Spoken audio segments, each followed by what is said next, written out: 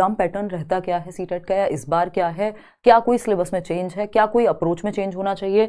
अगर हम रिजल्ट का परसेंटेज देखें तो बहुत ही खराब है इस साल, स्पेशली अगर मैं देखूं तो हर साल से गिरा ही है, ऊपर नहीं है परसेंटेज, पासिंग परसेंटेज। और आपको लोग जो फेल होते हैं, यही वो 90% लोग हैं जो फेल होते हैं और कहते हैं कि ये तो एकदम बेसिक एग्जाम है, ये है वो है। और इसी में अगर आप देखेंगे 7.5% लोग पेपर 2 में पास हुए हैं और 15% लोग पेपर 1 में पास हुए हैं, यानी 85% लोग फेल हो रहे हैं कहां पर, पेपर 1 में। और अगर हम देखें पेपर 2 की बात करें तो 93% लोग पेपर 2 में फेल हो रहे हैं। तो थोड़ा सा समझेंगे कि गलती हम कहां कर रहे हैं। मेरी नजर में क्या लगता है कि कहां थोड़ा सा इंप्रूवमेंट की जरूरत है। और ओवरऑल अगर हम दोनों का ही, ये सीटेट ने अनाउंस किया, मैं अपनी तरफ से नहीं कह रही हूं, कि अगर हम देखें यहां पर ये जुलाई 2024 है भाई, है ना, ये इसको करेक्ट करने में थोड़ी सी मिस्टेक हो गई, वो आप समझते ही हैं, जुलाई 2024 है। रिजल्ट अगर आप देखेंगे तो यहाँ पर ये सीटेट ने नंबर शेयर किए हुए हैं कि भैया जो लगभग 22 लाख प्लस लोग थे जो अपीयर हुए, जिन्होंने फॉर्म भरा, उसको तो साइड हटा ही देते हैं क्योंकि कुछ लोग जो है एब्सेंट होते ही हैं। 22 लाख में से हम अगर देखें 2,38,000 या 28,000 समथिंग नंबर है, यानी 90% लोग फेल हुए हैं। सिर्फ 10% लोग हैं जो क्वालिफाइंग एग्जाम को क्वालिफाई कर पाए हैं, यानी जिस नंबर में जो वैधता वाला एग्जाम है जिसमें 10% रिजल्ट है उसमें। तो थोड़ा सा ध्यान रखने की जरूरत है कि हम पैटर्न को ठीक से समझें, कहां से क्या पढ़ना है, सिलेबस क्या है, उसको डिस्कस करेंगे। थोड़ा सा समय देके, मान लीजिए किसी बैटल में आप जा रहे हैं, किसी लड़ाई में आप जा रहे हैं, एग्जाम लड़ाई से युद्ध से कम तो आजकल रह नहीं गए, तो उसका पूरा आपके पास एक माइंड मैप होना जरूरी है, एक स्ट्रैटेजी होनी जरूरी है। स्ट्रैटेजी पे भी हम अलग से बात करेंगे, लेकिन वो स्ट्रैटेजी बनाने के लिए इन सब चीजों से अवगत होना चाहिए आपको कि सिलेबस क्या है और एग्जाम पैटर्न क्या है। जिनको ये चीजें समझ में आ जाती हैं, पढ़ते बहुत लोग हैं इस एग्जाम के लिए, क्योंकि इस एग्जाम में अप्रोच का बहुत बड़ा खेल है। अगर सही अप्रोच से हम नहीं पढ़ रहे, गड़बड़ होगी। सब्सक्राइब आपने ना किया हो तो आप कर लीजिएगा, क्योंकि सीटेट तक हम लोग प्रॉपर साथ बने रहेंगे। और आज से नहीं है, पिछले 8 साल से मैं सीटेट के लिए डिस्कशन कर रही हूँ, है ना। तो ये जो पूरा ऑनलाइन में सीटेट की तैयारी होती है, ये हमसे शुरू हुआ है, एक तरह से कह सकते हैं। इस बात में कोई भी मतलब ऐसा दोहराए नहीं है, ऐसा गलत नहीं होगा अगर मैं ये बात कहूँ। एग्जाम पैटर्न हम ओवरऑल देखें, अभी अलग अलग सब्जेक्ट के वेटेज पे तो आएंगे ही। अगर हम ओवरऑल देखें तो बेसिक सी चीजें, जो 2-4 चीजें आपको ध्यान रखनी है, इधर उधर भटकना बिल्कुल भी नहीं है, ठीक है ना। तो अगर एग्जाम पैटर्न पे हम एक बार नजर मारें तो क्या है, टोटल मार्क्स 150 नंबर का पेपर है, चाहे वो पेपर 1 हो चाहे वो पेपर 2 हो, यानी 6th to 8th का पेपर हो, जिसको लेवल 2 कह देते हैं। और लेवल 1 जो है वो आपका प्राइमरी लेवल का है, यानी 1st to 5th। कई लोग दोनों देते हैं, वो एक अलग कहानी है। पेपर 150 नंबर का ही है, 150 ही मिनट मिलते हैं आपको। टाइम कितना मिलता है, 150 मिनट, यानी 2.5 घंटा एक क्वेश्चन के लिए, 1 मिनट पूरा मिलेगा, ठीक है ना। टाइम बहुत ज्यादा, इससे ज्यादा टाइम किसी और पेपर में नहीं मिलता। अगर आप D+B की बात करें तो 2 घंटे में आपको 200 क्वेश्चन करने होते हैं, और यहां आपको 2.5 घंटे में 150 क्वेश्चन करने हैं, जिसमें नेगेटिव मार्किंग नहीं है। बाकी एग्जाम्स में या D+B की बात करें तो वहां नेगेटिव मार्किंग भी है, तो कंपैरेटिवली टाइम इनफ है, लेकिन प्रैक्टिस भी इनफ होनी चाहिए। OMR पे आपने प्रैक्टिस की होनी चाहिए। मोड क्या है पेपर का, ऑफलाइन मोड है ना, पेपर का मोड है ऑफलाइन। OMR पे पेपर आपका होगा, ये कट लगा हुआ है, उसको समझ लीजिएगा कि ये ऑफलाइन है, गलती से लग गया, पेपर ऑफलाइन है। OMR शीट भरनी है आपको, OMR शीट मिल जाएगी, अभी तो पहले थोड़ी सी तैयारी कर लो, है ना।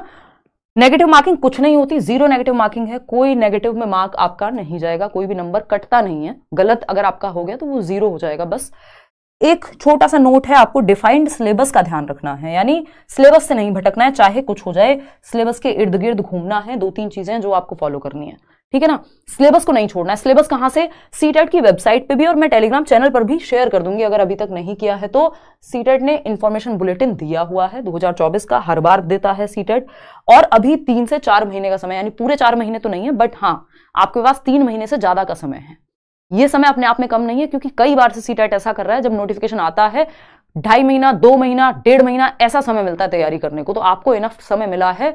अब उसको आप कुछ भी कह लीजिए कि बीच में चुनाव है तो फुर्सत नहीं है, या जल्दी नहीं होना था एग्जाम टाइमली, या तो नोटिफिकेशन आ गया है, रिजल्ट टाइम से आ गया था इस बार, लेकिन आपके पास इनफ समय है।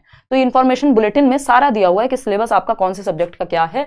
सिलेबस में रत्ती भर का बदलाव है नहीं, जो सालों साल से चला आ रहा है। 2013-15 में आई थिंक थोड़ा बहुत ही चेंज हुआ था, नहीं तो 2011 से लगभग सेम ही है सिलेबस। 2011 से सीटेट शुरू हुआ था, कोई खास अंतर आपका है नहीं। तो इस पर हम चर्चा करेंगे खैर कि कौन से सब्जेक्ट में किस चीज का हमें ध्यान रखना है। ये आपको टेलीग्राम चैनल पे मिल जाएगा, आप तसल्ली एकदम रख करके पढ़िएगा आराम से। इस पे चर्चा बाद में करेंगे, जिस बात पे हम चल रहे थे उस पे आते हैं। तो ये बेसिक सी बातें हैं, इस सिलेबस से नहीं भटकना बस। सिलेबस को जो ध्यान में रख लेगा सीटेट में फेल नहीं हो सकता। अगर आप कुछ भी पढ़ेंगे तो दिक्कत होगी, क्योंकि यहाँ पे कुछ भी नहीं पढ़ना होता। ये बाकी कॉम्पिटेटिव एग्जाम के जैसा नहीं है, ये टीचर्स एलिजिबिलिटी टेस्ट है। तो वो टीचिंग वाला माइंडसेट डेवलप करना है पूरे एग्जाम की तैयारी के दौरान, ठीक है बात। पेपर 1 पेपर 2 आपको पता ही है, दोनों एग्जाम होते हैं कितने नंबर के, 150 नंबर के। पेपर 1 में 5 सब्जेक्ट, पेपर 2 में 4 सब्जेक्ट आते हैं, ठीक है, जिनका टोटल 150 ही है। तो अगर मैं बात करूं, ये तो हमें पता ही है 150 मार्क्स, यहाँ पे लिखा भी हुआ है 150 मार्क्स टोटल है, चाहे पेपर 1 हो पेपर 2 हो। मजे की बात ये है अगर आप दोनों एग्जाम की भी तैयारी करते हैं तो 3 सब्जेक्ट कॉमन है, यानी 90 नंबर तो आपके कॉमन ही है। 90 नंबर पे क्वालिफाइड होता है व्यक्ति, तो 90 नंबर तो कॉमन ही है। कौन से? सीडीपी, जो मैं आपके साथ डील करती हूँ, सबसे महत्वपूर्ण सब्जेक्ट है पूरे एग्जाम के लिए। इसलिए नहीं क्योंकि मैं सीडीपी पढ़ाती हूँ तो इसलिए कह रही हूँ कि नहीं सीडीपी सबसे ज्यादा जरूरी है, एक्चुअल में इट इज मोस्ट इंपॉर्टेंट।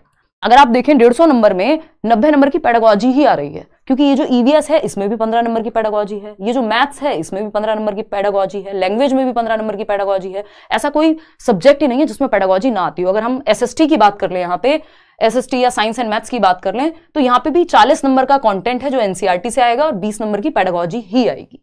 तो टोटल अगर हम निकालेंगे यहाँ पे कि 30 नंबर का बाल विकास, child development in pedagogy, 15 number का ईवीएस, फिर 15 का मैथ्स, मतलब मैथ्स पेडागोजी, ईवीएस पेडागोजी, कितने हो गए 30, फिर लैंग्वेज में 15 और 15 30, 30 60 और 30 90 नंबर की पेडागोजी है अलग अलग सब्जेक्ट की मिला करके। तो पेडागोजी को इग्नोर नहीं किया जाता। पेडागोजी की समझ सबसे बेहतर तभी बनती है जब आपका सीडीपी स्ट्रांग हो। तो ये मैं आपके साथ डील करूंगी यूट्यूब पर भी, चाहे वो क्वेश्चंस की फॉर्म में हो, प्रीवियस मैराथन आप देख सकते हैं, बैच में तो आप पूरी तरह से मतलब मैं आपके साथ होंगी, एक एक क्लास, उसके अलावा आपको कुछ पढ़ना भी नहीं है, नोट्स भी वही अपडेटेड वे में मिलेंगे बाइलिंगुअल। ठीक है, तो समझते हैं कि इन सबको समझें कैसे, क्या कहां से पढ़ें क्या चीज, थोड़ा सा ये भी देख लेंगे। ठीक, पैटर्न हमें समझ में आ गया पेपर का, नेगेटिव मार्किंग कुछ नहीं है, 150 क्वेश्चन आएंगे, 150 ही मिनट मिलेंगे, 2 पैसे जाते हैं हिंदी में और 2 पैसे जाते हैं इंग्लिश में, यानी जो भी 2 लैंग्वेजेस आपने ली हैं, हिंदी संस्कृत लिया है उस तरह से। ठीक है, तो अगर हम यहां देखें सीडीपी बाल विकास, अच्छा ध्यान में रखना ये 6 से 11 वर्ष के बच्चे को ध्यान में रख करके यहाँ पे क्वेश्चंस का आंसर देना होता है पेपर 1 में, और 11 से 14 वर्ष के बच्चे को ध्यान में रखना होता है पेपर 2 के लिए, क्योंकि ये 6th to 8th का लेवल है, तो एज ग्रुप आपका 11 से 14 मिलेगा आपको, है ना।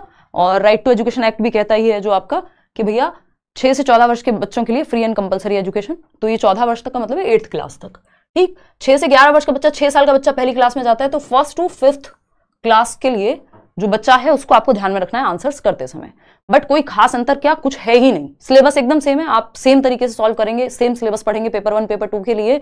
जो सब्जेक्ट्स हैं, अगर सीडीपी है तो सेम पढ़ना है, सिलेबस एकदम सेम है, मैं अभी दिखाऊंगी आपको, है ना, एक एक टॉपिक सेम है। सीडीपी अलग से कैसे तैयार करेंगे इस पर भी मैं एक वीडियो बना दूंगी अलग से, प्रीवियसली बनाए हुए हैं, हर साल हम डिस्कशन करते हैं, कुछ नई बात नहीं है। ईवीएस की अगर हम बात करें तो ईवीएस की जो एनसीईआरटी है 3rd to 5th की, या तो आप वो अलग से पढ़ें, या यूट्यूब पे भी मैंने वीडियोस बनाए हुए हैं, या फिर अगर आप बैच में हैं तो फिर आपको कुछ और करना ही नहीं है, ना अलग से किताब लेनी है, ना कोई मॉक टेस्ट लेना है, ना कोई अलग से कुछ भी नहीं पढ़ना, सब कुछ बैच में आपको नोट से लेके एक्सपेक्टेड क्वेश्चन से लेके सब कुछ मिल जाएगा सारी सब्जेक्ट्स का। तो ईवीएस में 15 नंबर की पेडागोजी और 15 नंबर का कॉन्टेंट जो एनसीईआरटी से आता है, जनरली थोड़े बहुत टॉपिक इधर उधर से आ जाते हैं आजकल, वो आपको बैच में टीचर्स डील कर लेंगे। अगर मैथ्स की बात करूं, 15 नंबर की मैथ्स पेडागोजी और 15 नंबर का नॉर्मल मैथ्स, जो आप सिर्फ प्रीवियस ईयर से करके भी काम आपका चल जाएगा। लैंग्वेज 1 में भी 15 नंबर के 2 पैसे जाएंगे, यानी 8 और 7 नंबर का, और 15 नंबर की पेडागोजी। सेम यहाँ पे भी, ये मत सोचना कि पेपर 2 का नहीं बता रही हूँ, सेम बात है। ये 3 सब्जेक्ट एकदम कॉमन है, सीडीपी, लैंग्वेज 1, लैंग्वेज 2 एकदम कॉमन है। आपके पास साइंस एंड मैथ्स है तो आप एनसीईआरटी पढ़ लीजिए 6th to 8th की साइंस एंड मैथ्स की। अगर एसएसटी लिया है आपने, जिसमें से 20 नंबर की पेडागोजी आएगी 60 में से, और 40 नंबर का कंटेंट आएगा, तो आप एसएसटी की जो एनसीईआरटी है, हिस्ट्री, पॉलिटी, ज्योग्राफी, वो पढ़ सकते हैं। खुद से नहीं पढ़ा जा रहा, बैच ले लीजिए, है ना, या फिर किसी यूट्यूब पे किसी व्यक्ति को ढूंढ लीजिए, लेकिन भटकिएगा मत, क्योंकि यूट्यूब पे बस एक समस्या होती है कि हम एक जगह से शुरू करते हैं और फिर हम सारे चैनल्स की लाइव क्लासेस पे भटकते रहते हैं। तो अगर आप मल्टीपल टाइम्स एक जगह से नहीं पढ़ेंगे, उसकी बजाय आप मल्टीपल जगह भटकते रहेंगे, तो पढ़ाई बहुत ज्यादा काम आती नहीं है। क्योंकि पहले आप एक बेस बना लीजिए, एक टीचर, एक किताब और 10 बार रिवीजन, ये बेसिक सी बातें जिनको हमें ध्यान में रखना है।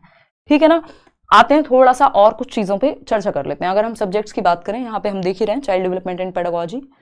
प्रीवियस ईयर एक ले लेना है, अगर किताब के नाम पे आपको कुछ चाहिए तो एक प्रीवियस ईयर किसी भी ब्रांड का आप ले लो, अगर बैच में हो तो वहां तो आपको मिल ही जाएंगे, प्रीवियस ईयर ले लो। प्रीवियस ईयर को ध्यान में रखना बहुत जरूरी है, बिना पहले क्वेश्चंस कैसे आए हुए हैं पिछले 4-5 सालों में, ज्यादा नहीं, मैं ये नहीं कह रही आपसे कि आप 10 साल के कर लो, सिर्फ 4-5 सालों के, 2018 से अब तक भी अगर आप कर लोगे, या इवन ऑनलाइन पेपर से लेके 2021 वाले से लेके और अब तक भी कर लोगे तो इनफ हो जाएगा। ठीक है ना, तो ये एक बेसिक सी बात हो गई, क्लियर है। इन सब्जेक्ट्स के लिए क्या पढ़ना है, एसएसटी के लिए एनसीईआरटी, ईवीएस के लिए एनसीईआरटी, पेडागोजी चैनल पे मिलेगी या बैच में मिलेगी। ठीक है ना, नोट्स भी आपको दिए हुए हैं, फ्री नोट्स भी दिए हुए हैं, कंटेंट की कमी नहीं है, आपकी सीरियसनेस, आप रेगुलर कितना पढ़ पा रहे हैं, है ना, उसकी जरूरी, उस चीज पे फोकस करना जरूरी है, सिर्फ एनसीईआरटी और कुछ नहीं।